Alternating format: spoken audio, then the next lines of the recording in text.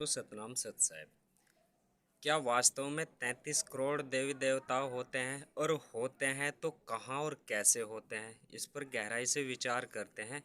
और जो लोग मानते हैं, क्या वह भी 33 करोड़ देवी देवताओं को फॉलो करते हैं? और जो नहीं मानते, जो इनका विरोध करते हैं, क्या वास्तव में उन्होंने भी इसको देखा है या देखकर नहीं कहा है? यानी दोनों ने इसको अभी तक फॉलो नहीं किया। जो मानते हैं उन्होंने भी, और जो नहीं मानते उन्होंने भी। जबकि दोनों के जो अवतार हुए हैं, पैगंबर हुए हैं, या धर्म प्रचारक या धर्म संस्थापक हुए हैं, उन सभी ने 33 करोड़ देवी देवताओं से होकर के अपनी ऊर्जा को ऊपर उठाया है। तो आइए, हमारी ट्रस्ट के सदस्य का उद्देश्य किसी भी धर्म की आस्था को ठेस पहुंचाना नहीं है, किसी का अपमान करना नहीं है, और हम सभी धर्मों का समान रूप से सम्मान करते हैं, क्योंकि सच्चाई जो है, सत्यता जो है, या एक मार्ग जो है, वह सभी धर्मों के अंदर छिपा हुआ है, जो हमें, या हम उस पर अभी तक चल नहीं रहे हैं। सभी धर्मों के अनुयायी उस मार्ग पर नहीं चल रहे हैं। उनको भी नहीं मालूम है कि कहाँ 33 करोड़ देवी देवता है जो मानते हैं, और जो नहीं मानते हैं उनको भी सच्चाई का पता नहीं है कि 33 करोड़ देवी देवता कैसे होते हैं। तो 33 करोड़ देवी देवताओं का रहस्य है दोस्तों, हमारे शरीर में 33 वर्टिब्री या कशेरुका होती हैं। यानी रीढ़ की हड्डी में 33 खंड होते हैं। पूरी रीढ़ की हड्डी में 33 कशेरुका होती है, और यही रीढ़ की हड्डी यानी दिव्यान मार्ग या स्वर्ग का मार्ग कहा है शास्त्रों में, हिंदू शास्त्रों में। तो इसी 33 करोड़ यानी 33 वर्टिब्रे को स्वर्ग का मार्ग कहा है। तो हमारी रीढ़ की हड्डी में 33 कशेरुका होती है, हड्डी होती है। इन हड्डियों से ईड़ा, पिंगला और सुषुम्ना नाड़ी होकर के गुजरती है। साधारण मनुष्य के शरीर में ईड़ा और पिंगला नाड़ी सक्रिय होती है, और इनके सक्रिय काल में शरीर की यानी ईड़ा के प्रवाह में शरीर के द्वारा अलग तरह के कार्य होते हैं, और पिंगला के प्रवाह में शरीर के द्वारा अलग तरह के कार्य होते हैं। लेकिन जब ईड़ा और पिंगला सुषुम्ना नाड़ी में विला हो जाती है ध्यान योग करने के बाद में, तो सुषुम्ना नाड़ी के प्रवाह में शरीर के द्वारा अलग तरह के कार्य होते हैं। शरीर के द्वारा कार्यों का निष्पादन ईड़ा, पिंगला, सुषुम्ना नाड़ी से जब प्राण ऊर्जा बहती है तो अलग अलग कार्य होते हैं, और प्रत्येक हड्डी के जोड़ पर इन नाड़ियों के गुच्छक या जंक्शन होते हैं। शरीर के अन्य भागों में यहाँ से नाड़ी जाती है। यानी इन गुच्छकों या जंक्शन से, इन 33 हड्डियों से शरीर के अन्य भागों में छोटी छोटी नाड़ियाँ जाती है, और उस शरीर के अन्य अंगों का सही रूप से, सुचारू रूप से कार्य करती है। और जिस अंग में वह कार्य नहीं करती है, यानी जो भी, यदि इस रीढ़ की हड्डी कोई वर्टिब्री या कशेरुका हिल जाती है या डिस्क स्लिप हो जाती है, तो वह अंग अपना कार्य करना बंद कर देता है, या पैर शून्य या पैरालाइज की स्थिति वहाँ पर आ जाती है। शास्त्रों में जब यह प्राण ऊर्जा सिमट कर सहस्रार चक्र में पहुँच जाती है सुषुम्ना के द्वारा, तो यह सहस्रार चक्र 33 कशेरुका या वर्टिब्री से अलग अलग होता है। यानी सहस्रार चक्र 33 वर्टिब्रो से अलग होता है, वहाँ पर कोई हड्डी नहीं होती है सहस्रार चक्र में। इंडोथेलियल रेटिकुलर सिस्टम कहते हैं। यानी इंडोथेलियल रेटिकुलर सिस्टम को ही सहस्रार चक्र कहते हैं। यह एक लसलसा पदार्थ सिर के अंदर भरा होता है। तो यहाँ प्राण ऊर्जा एकत्र होने पर प्रकाशित यह ऊर्जा हो जाती है, जिसकी तुलना शास्त्रों में करोड़ों सूर्य से भी की गई है। यानी इस प्रकाश की तुलना शास्त्रों में एक समाज के द्वारा या एक बढ़ा चढ़ा करके की गई है कि इस जो प्रकाश प्रकाशित होता है, वास्तव में यह प्रकाश हम सभी के शरीर में विद्यमान है और होता है, जो योगी होते हैं। तो इस प्रकाश की तुलना करोड़ों सूर्य से भी ज़्यादा तेज प्रकाश से की गई है। तो अब एक वर्टिब्री की जो उसके गुण होते हैं, उस आधार पर एक वर्टिब्री को 1 करोड़ देवी देवताओं से तुलना की गई है, इसलिए 33 वर्टिब्री है। और इसी तरह इसी आधार पर 33 करोड़ देवी देवता हो जाते हैं, जिसके यानी प्रकाश जब सहस्रार में, प्राण ऊर्जा जब सहस्रार में इकट्ठी हो जाती है तो एक प्रकाशित होता है प्रकाश, यानी निकलता है या महसूस होता है साधक को, जिसकी तुलना करोड़ों सूर्य से भी तेज प्रकाश से की गई है। यानी सहस्रार की तुलना करोड़ों सूर्य से की है। इसी आधार पर एक एक वर्टिब्री कशेरुका में स्थित प्राण ऊर्जा के प्रभाव की तुलना एक 1 करोड़ देवी देवताओं से की है। जब प्राण ऊर्जा का प्रवाह ईड़ा नाड़ी से प्रवाहित होता है तो अलग प्रभाव या कार्यों का निष्पादन होता है, और जब पिंगला नाड़ी से प्राण ऊर्जा से प्रवाहित होता है, यानी प्राण ऊर्जा जब पिंगला नाड़ी से प्रवाहित होती है तो कार्य अलग तरह का निष्पादित होते हैं। और जब सुषुम्ना नाड़ी से प्राण ऊर्जा का प्रवाह बहता है तो ईड़ा पिंगला के प्रभाव युक्त कार्य खत्म हो जाते हैं। फिर जो है सुषुम्ना नाड़ी के प्रवाह वहाँ शरीर के द्वारा होते हैं, निष्पादित होते हैं। यानी जो सुषुम्ना नाड़ी का सबसे महत्वपूर्ण प्रभाव है वह निष्काम भावना से है, प्रेम युक्त व्यवहार है, करुणा युक्त व्यवहार है, और शिव कण कण में है, अल्लाह सर्वाधार है, वसुदेव कुटुंबकम वाला व्यवहार समाज में आ जाता है उस साधक के द्वारा। तो उसको व्यक्ति या संत या अवतार की संज्ञा हम लोग दे देते हैं। तभी तो श्री कृष्ण जी ने गीता में कहा है कि देवताओं की पूजा करने वालों को मुक्ति या मोक्ष नहीं मिलता है। गीता जी में श्लोक आता है कि देवताओं की पूजा करने से आपको केवल सिद्धियां या संसारिक जीवन की उपलब्धियां प्राप्त हो सकती है, संसारिक सुख सुविधाएं उपलब्ध हो सकती है देवताओं की पूजा करने से। और यदि आप सहस्रार चक्र में अपनी प्राण ऊर्जा को ले जाते हैं और वहाँ पर ईश्वर की पूजा करते हैं तो तब आपको मोक्ष या मुक्ति मिलती है।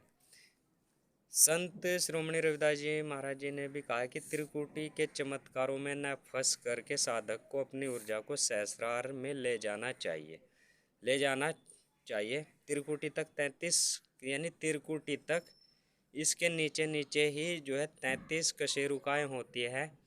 तो यदि साधक इसमें ही फंस कर रह जाता है, इन सिद्धियों में फंस कर रह जाता है, तो फिर ऊर्जा का जो प्राण ऊर्जा का प्रभाव है सहस्रार चक्र में नहीं जा पाता, क्योंकि वह इस प्राण ऊर्जा की जो प्रभाव होता है उसको चमत्कार के या सिद्धियों के चक्र में ही फंस कर रह जाता है, वह खर्च कर देता है।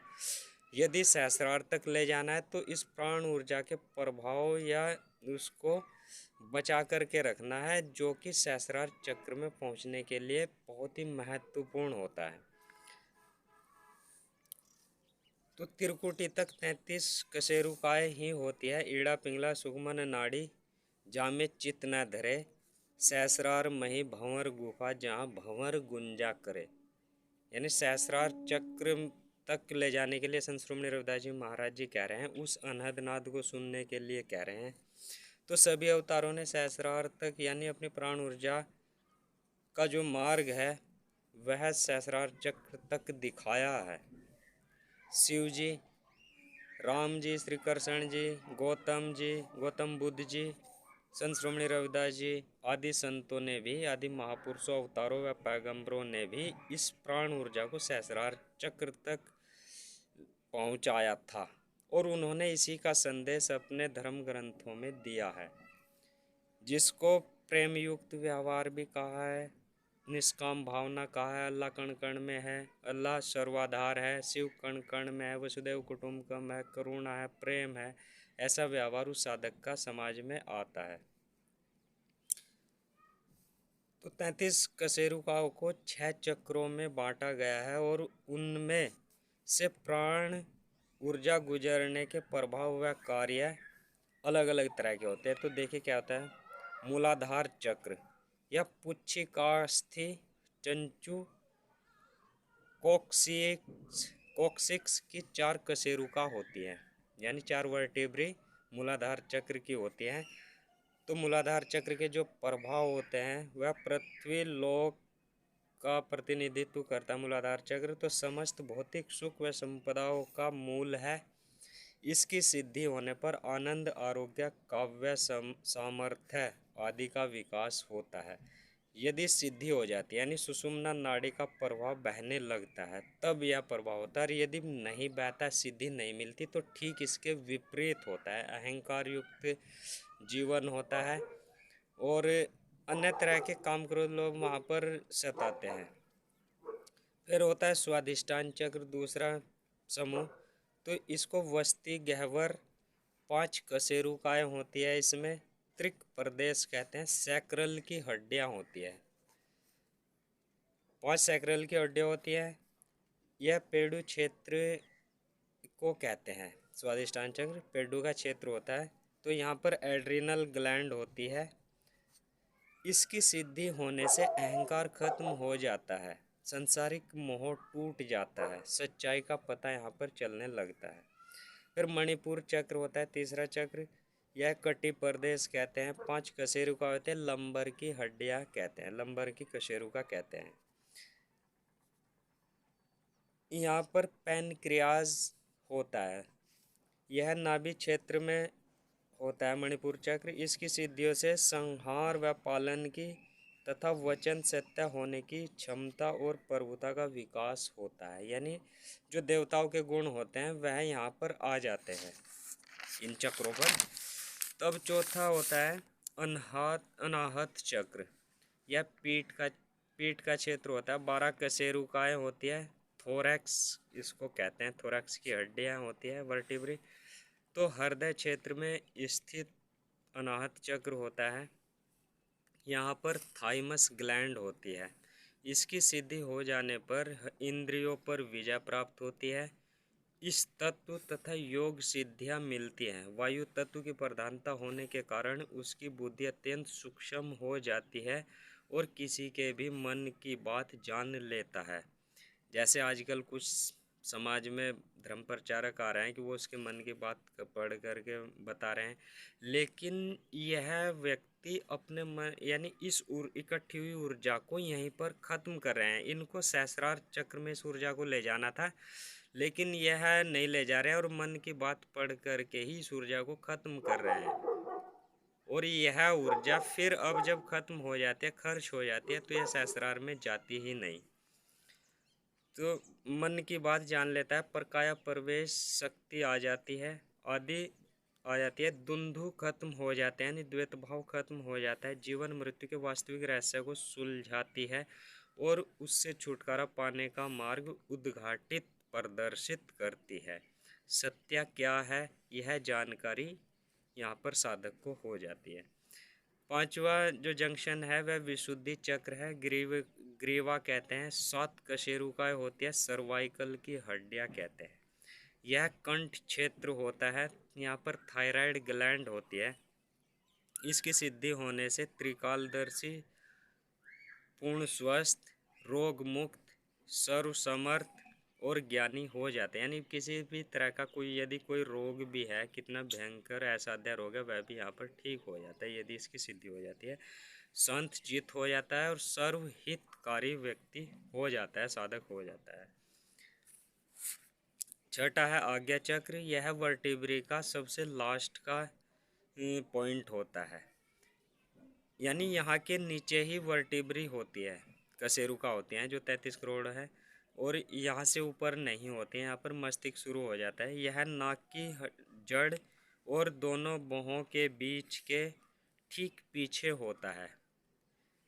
यहाँ पर पीनियल ग्लैंड होती है। इसकी सिद्धि से सर्वदर्शी, मिताहारी, वाक सिद्धि, इसको तीसरी आंख भी कहते हैं। पिनियल ग्लैंड को तीसरी आंख भी कहते हैं। अब सहस्रार चक्र होता है, 7वां चक्र। इसके पहले या नीचे की 33 कशेरुकाएँ समाप्त हो जाती है। यानी इससे नीचे ही यहाँ पर ग्रीवा तक ही, विशुद्धि चक्र तक ही 33 कशेरुका होती है। छठा चक्र कशेरुका के लास्ट भाग पर होता है। लेकिन 7वां चक्र जो है यह रेटिकुलर एंडोथेलियल रेटिकुलर सिस्टम होता है। तो यहाँ पर कोई हड्डी नहीं होती है, पिट्यूटरी ग्लैंड यहाँ पर होती है। इसकी सिद्धि हो जाने पर मनुष्य जीवन की नाना प्रकार की इच्छाएं इस सत्यलोक में लय या खत्म हो जाने पर ब्रह्मीभूत हो जाता है। यानी यहाँ पर किसी भी तरह की जो इच्छाएं होती है मनुष्य जीवन की, वह सभी समाप्त हो जाती है, पूर्ण हो जाती है, या कह लीजिए एकदम से खत्म हो जाती है। इच्छा रहित मनुष्य हो जाता है, किसी भी तरह की कोई इच्छा नहीं रहती। और जहाँ इच्छा नहीं होगी वहाँ पर कर्मों का बंधन नहीं होता है। जहाँ इच्छा नहीं होती है उसी अवस्था को निष्काम भावना कहते हैं। तो चेतना केवल मात्र ब्रह्म हो जाती है, यानी जो आत्मिक ऊर्जा है वह ब्रह्म के समान हो जाती है, आकाश मार्गी हो जाता है, समाधि युक्त अमर मुक्त मोक्ष को प्राप्त हो जाता है ऐसा साधक। इसकी सिद्धि होने होती है। तो जैसे शिव जी हैं, राम जी हैं, कृष्ण जी हैं और गौतम बुद्ध जी हैं, और संत श्रोमणी रविदास जी महाराज जी थे, या ईसा मसीह जी थे, या मोहम्मद साहब थे, इन सब को इसकी सहस्रार चक्र की सिद्धि अपने जीवन काल के बाद के समय में हुई है। तो उनके जीवन काल जो पहला था और जो सिद्धि होने के बाद का है, उसमें बहुत जमीन और आसमान का अंतर होता है सभी साधकों के बीच में। तो ऐसा व्यक्ति जहाँ सहस्रार चक्र तक ऊर्जा आ जाती है तो सहस्रार सिद्ध व्यक्ति विश्व विजेता होता है। शक्ति और सिद्धियाँ उसकी दासी होती है और वह निष्काम भाव युक्त हो जाता है। ऐसा ही श्री कल्कि अवतार जी के साथ भी होगा। वह भी विश्व विजेता होंगे, सभी धर्मों को एक कर देंगे, क्योंकि सच्चाई का जो है, यानी जो धर्म का जो मूल है, सच्चाई है, उसका ज्ञान सहस्रार चक्र में आ जाने पर हो जाता है और निष्काम भावना से वहाँ काम होता है। किसी तरह का भेदभाव नहीं होता है। तो आइए इस ओर बढ़ें, ध्यान योग करें। यानी हमें अपने जो 33 करोड़ देवी देवता हैं इनसे ऊपर उठ करके सहस्रार चक्र में अपनी ऊर्जा को लाना है। तो यह होता है केवल और केवल ध्यान योग के द्वारा। तो हम सभी लोग ध्यान योग करें और सहस्रार तक पहुँचे, अपने जीवन का जो अपने धर्म के अनुसार रास्ता है, मार्ग है, उसको प्राप्त करें, उद्देश्य है उसको प्राप्त करें, लक्ष्य है उसको प्राप्त करें। सतनाम सत साहिब।